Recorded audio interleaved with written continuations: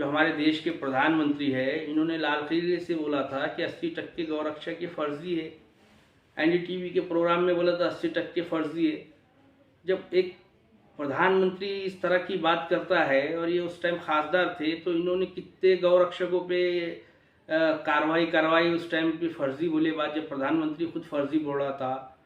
मसला ये है कि जो ये धंधा है, ये हर जात हर धर्म का मानने वाला इस कारोबार को करता है।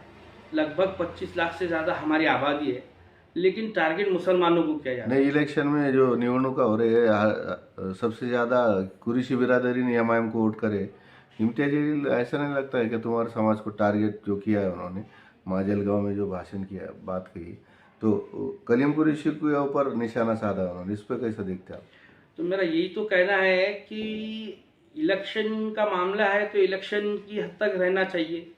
कलीम कुरैशी एक सामाजिक काम कर रहा है, तो अभी हमारे समाज का काम कर रहा है, तो समाज के एंगल से आया। इम्तियाज जलील साहब क्या मैसेज देना चाहते? कोई इंसान अगर अच्छा काम कर रहा है तो आपके पॉलिटिक्स, आपके इलेक्शन में उसने आपके खिलाफ काम किया है, तो आप उसको अच्छा काम नहीं करने देंगे।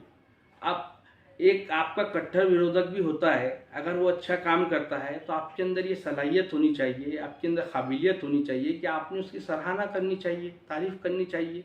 आप पढ़े लिख के कहते अपने आप को, ये तो जाहिल लोगों का काम है कि मैं उसको कुछ करने नहीं दूंगा। आप बोलते कि 5 साल में उसको अरे अच्छा काम किया, तो आपको अच्छा बोलने, अच्छे को अच्छा बोलना पड़ता। आप अच्छा नहीं बोलेंगे तो ऐसा थोड़ी चलेगा, दुनिया तो अच्छा ही बोलेंगे उसको। और कलीम कुरैशी अगर अच्छा काम कर रहा है तो ठीक है। और कलीम कुरैशी तो आपके साथ था खासदार के इलेक्शन में, जब आपको कलीम कुरैशी बुरा नहीं लगा, जब कलीम कुरैशी के बारे में आपके लिए कुछ अच्छी बातें नहीं, 3-3 बार आता खासदार के इलेक्शन में, तो इस तरह के बात करना, ये इम्तियाज जलील, इसलिए मैंने बोला था कल की प्रेस में कि इम्तियाज जलील, ये इम्तियाज जलील नहीं है, ये जलील है। ये जलील इसलिए बोला था। और ये कुरैश बिरादरी के सामने अभी कल जिस तरह से उन्होंने कुरैश बिरादरी से हमदर्दी का और रवैया इख्तियार करते हुए बात की, इसलिए आज भी मैं भी कुरैश बिरादरी का रिप्रेजेंटेटिव होने के नाते मैं भी उनसे हमदर्दी का रवैया इख्तियार करता हूँ, और उनसे ये कहता हूँ कि आपके दिल में अगर सही में हमदर्दी है कुरैश बिरादरी के लिए, और आप अगर बिरादरी के साथ में, तो आपने बिरादरी से माफ़ी मांगनी चाहिए कि भाई मैंने जो टिप्पणी किया, ये आपका काम है, आप कर रहे हैं, हम आपके साथ हैं, और हमारे से जो गलती हो गई हम उससे माफ़ी चाहते हैं, ऐसा बोलना चाहिए उन्होंने। इसमें क्या आप छोटे बाप के थोड़ी हो जाएंगे अगर माफी नहीं मांगते तो आपकी क्या भूमिका रहेंगी बिरादरी की? देखो, बिरादरी की हम कोई इलेक्शन थोड़ी लड़े, या हमारी कोई पर्सनल लड़ाई थोड़ी है। हमारा जो है, हम परेशान लोग हैं, हम जो है कारोबार से परेशान हैं। हम आज 2 महीने से दुकानें बंद करके बैठे हुए हैं, प्रशासन हमारी सुन रहा नहीं। हम हाई कोर्ट में लड़े, सुप्रीम कोर्ट में लड़े, और ये मुसलमानों का सबसे पिछड़ा हुआ वर्ग है, और मुसलमानों का पिछड़ा हुआ वर्ग होने के नाते आप सबका काम है कि इसका साथ देना चाहिए। हाँ, ये बात है, खाने वाले जो है मुसलमान है, दलित है, आदिवासी है, गरीब लोग खाते हैं। हम खुद चाहते हैं कि वो भी खान पान उनका है, मुसलमानों का खान पान नहीं है। और right to privacy, fundamental right Puttaswamy judgment में आया है, तो ये राइट टू लाइफ 21 आर्टिकल में इंक्लूड होता है। तो हम चाहते हैं कि सरकार संविधान के तहत, संविधान के खिलाफ जो है, तो ये कानून को चुनौती तो दिए हुई है सुप्रीम कोर्ट में, लेकिन हम चाहते हैं कि हमारे साथ सभी वर्ग आए, और वो ने माफ़ी मांगी तो हमारा कोई पॉलिटिकल स्टंट थोड़ी है कि हमारी उनकी कोई पॉलिटिकल थोड़ी है। अगर वो बिरादरी के साथ, उन्होंने कल बोला है कि मैं कुरैश बिरादरी के साथ हूँ एक एशिया एडिटर के माध्यम से, इसलिए मैं इतना नरम अंदाज में बात कर रहा हूँ, नहीं तो मेरा अंदाज थोड़ा कुछ अलग होता अगर वो कल नहीं बोलते इस तरह से बात। नहीं, आने वाली इलेक्शन में, महानगर पालिका इलेक्शन में इसका असर दिखेंगे आगे? ये इलेक्शन का इशू नहीं है। इलेक्शन की जगह होते हैं, कारपोरेशन का, इलेक्शन का, और ये आंदोलन का इससे कोई दूर दूर तक लेना देना नहीं है। ये हमारा एक सामाजिक न्याय और आर्थिक न्याय की लड़ाई है। आप एक मिनट समझिए, ये कुरैश बिरादरी की सामाजिक और आर्थिक न्याय की लड़ाई है। ये हम इंसाफ चाहते हैं, हमारे साथ जो इंसाफ हो रहा है, आप क्या समझ रहे हैं, हमारे पे मकोका लगाया जा रहा है, हमारी पूरी कम्युनिटी को क्रिमिनलाइज किया जा रहा है, गुनहगार साबित किया जा रहा है।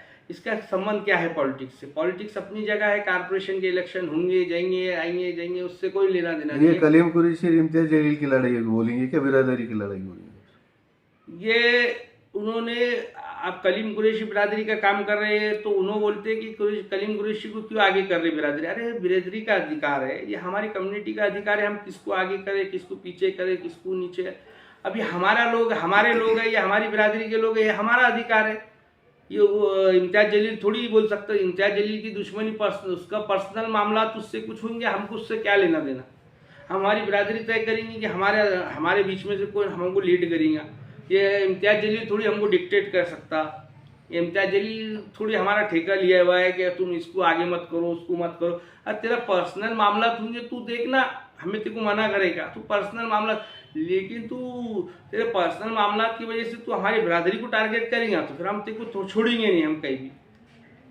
आगे क्या भूमिका क्या रहेंगी बिरादरी? हमारी यही भूमिका आगे भी, क्या उन्होंने जो बोले कल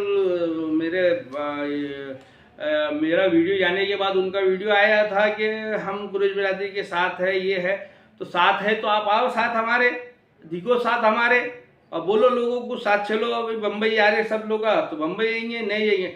जो भी आंदोलन में हमारा साथ है, साथ दो, खुल के बोलो। और हमारे से जो गलती होगी कुरैश बिरादरी के ताल्लुक से वो भी माफ़ी मांगो, खत्म हो गया। हमारा कुछ थोड़ी उससे कोई इशू है, हमारे के ज़मीन का झगड़ा है, का प्रॉपर्टी का झगड़ा, कुछ भी नहीं है उनसे। कुरैश बिरादरी अपने, हम हमारे हक के लिए हम बरसों से लड़ते आ रहे हैं, आज भी लड़ रहे हैं। हमको, हमारा ये कहना है कि एमआईएम जो पार्टी है ना, ये 10 साल से 15 साल से पूरे हिंदुस्तान में घूम रही है ना, तो इससे बीजेपी को फ़ायदा हुआ और मुसलमानों को हर जगह नुकसान हुआ। ये हमारी एक ऐसी सोच है कि ये जो पार्टी है ये मुसलमानों के लिए नुकसानदेह है। पूरे हिंदुस्तान में इनका डेटा निकालो।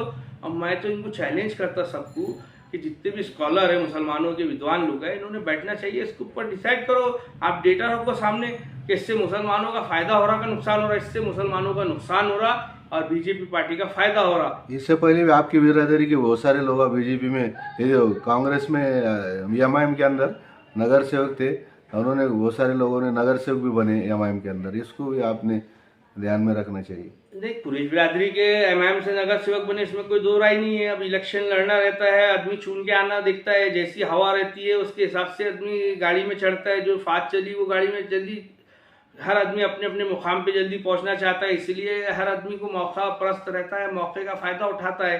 बाकी आइडियोलॉजिकली देखा जाए तो एमआईएम से नुकसान है मुसलमानों को और बीजेपी को फ़ायदा है। पूरे हिंदुस्तान के अंदर का डेटा निकालो आपको समझ में आएगा और इसके ऊपर एक बड़ी डिबेट होनी चाहिए।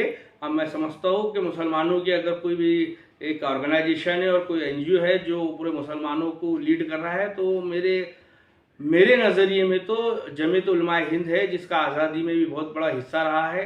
और जमीयत उलमा हिंद के अलावा मुझे ऐसी कोई संगठन जो नज़र नहीं आती जो इस हिंदुस्तान के अंदर मुसलमानों की कोई ऐसी रहनुमाई कर रही है या क़यादत कर रहे हैं और एमआईएम तो मुसलमानों को नुकसान पहुंचा रही है। आपका नाम? एडवोकेट अजीम कुरैशी, हाई कोर्ट में प्रैक्टिस करता हूँ।